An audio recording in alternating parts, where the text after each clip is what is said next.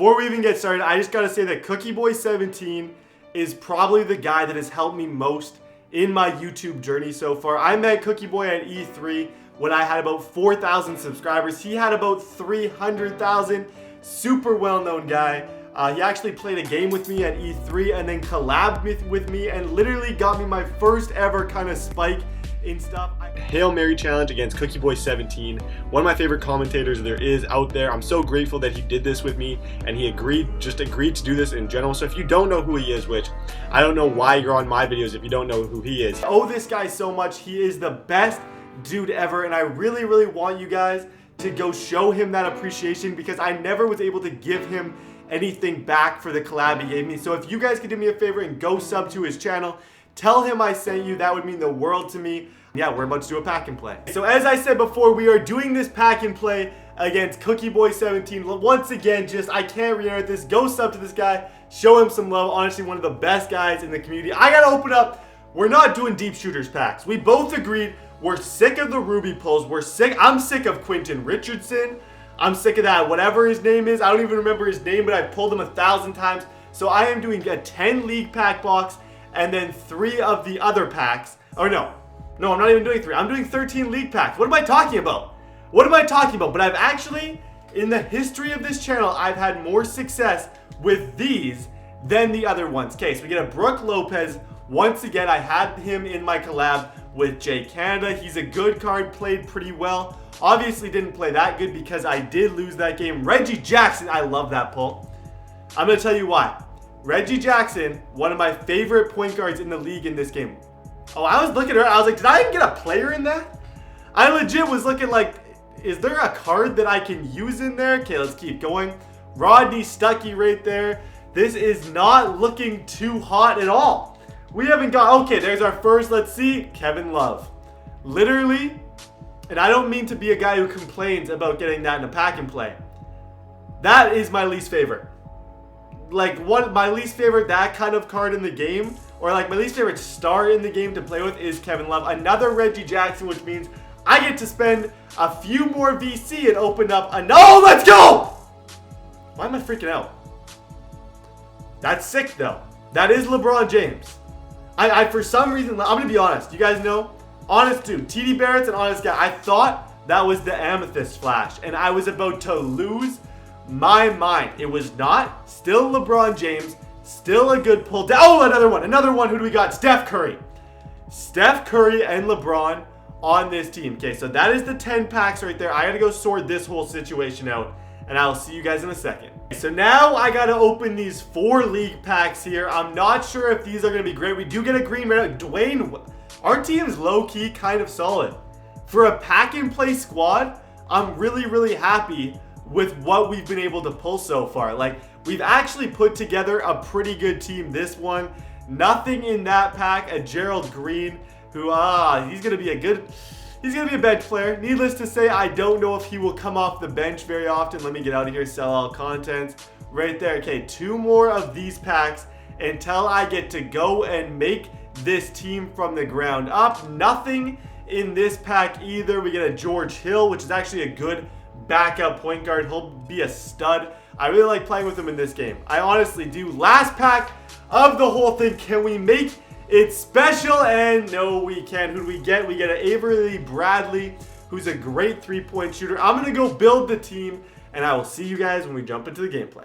So here we go, guys. As you can see, we win the tip-off. I pass it down to Brook Lopez for the slam, and we don't actually have face cam for this video. This is going to be a post commentary, and as he crushes a mid-range shot. This game, it was a ton of fun. I'm going to be honest, I felt at the beginning I was playing really well, but he had Amethyst Wiggins. You guys will see on his video when you watch that. He ended up pulling Amethyst Wiggins, which is absolutely crazy. I go to Curry down to LeBron. That duo was working pretty good for me at the beginning of this game, and then I almost pull up with Curry, but luckily I second-guessed myself, get it back to Dwayne Wade, who I rarely ever use in this game, but I have found through today he is really good. Pass it over to LeBron in the corner, but we ended up missing the 3-point shot. But you know who doesn't miss 3-point shots? COOKIEBOY17. And you'll see later in the game, this guy is ridiculous. I put on a nice little move there with LeBron James to make it 11-10. So early in the game, it is relatively close. No one's really going ahead by a lot. He has, let me just give a compliment where a compliment is due. His post move skills, I don't show all of them in the game because there's too many of them.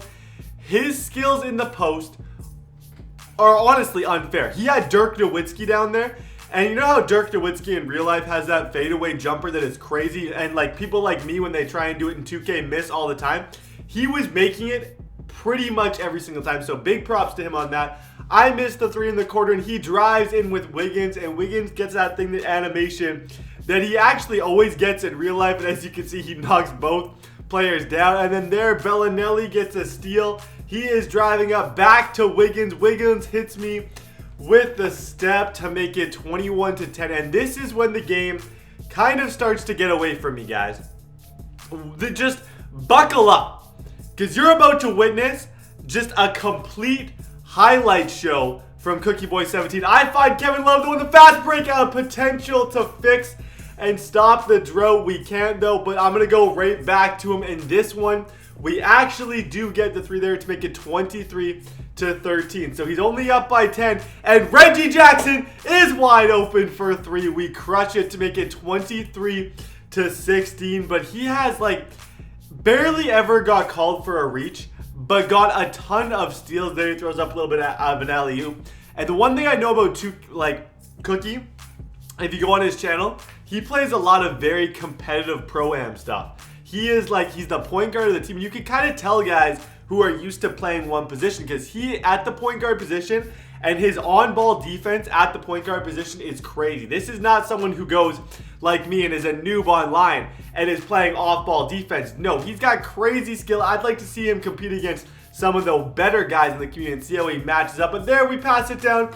We do get a dunk with Steph Curry, which actually did make me feel pretty good. Third quarter, though, we get to the alley-oop to make it 43-24, and you guys can see what is going on. Things are just, I hit a wall, and like, I don't even, to say that I hit a wall is like, that's not even saying enough. I crushed a wall. I like literally took my car and I just drove in to a wall, and that wall was COOKIEBOY17 and his 3-point shooting. But Terrence Ross, the former Toronto Raptor, helps me out a little bit to make it 53-32. I'm pretty sure I put in a little bit of a montage here coming up of him crushing threes. There's one, there's another one, that's his second one, but he was not missing at all. I believe he shot 58% from 3. There's another one, and he makes it. So there, even just there, you guys saw 3 in a row. My defense was terrible. I actually interview him right at the end of the game, so if you guys stick around, Cookie Boy kind of tells me what my problems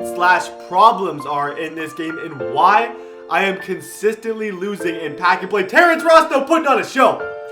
In situations like this, you gotta find some happy moments out of nothing. Terrence Ross there helps me out. Back to T. Ross again, and a green release. I honestly should have had him starting.